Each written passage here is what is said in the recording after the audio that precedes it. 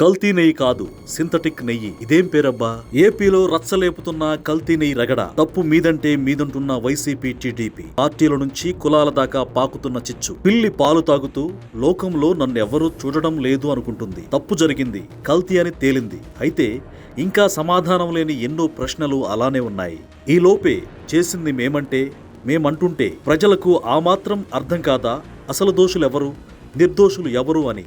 గత ప్రభుత్వ వైసీపీ హయాంలో తిరుపతి లడ్డూ తయారీలో వాడిన నెయ్యి కల్తీ అయిందని, నెయ్యికి బదులు జంతువుల కొవ్వు వాడారని ఆరోపణలు వచ్చాయి. దీనిపై అధికారంలోకి వచ్చిన తర్వాత కూటమి ప్రభుత్వం విచారణకు ఆదేశించింది. ఇక విచారణ జరిపి ఇటీవల సిబిఐ సిట్ ఇచ్చిన రిపోర్టులో వైసీపీ హయాంలో తిరుపతి లడ్డూ తయారీలో కల్తీ నెయ్యి వాడారని తేలింది.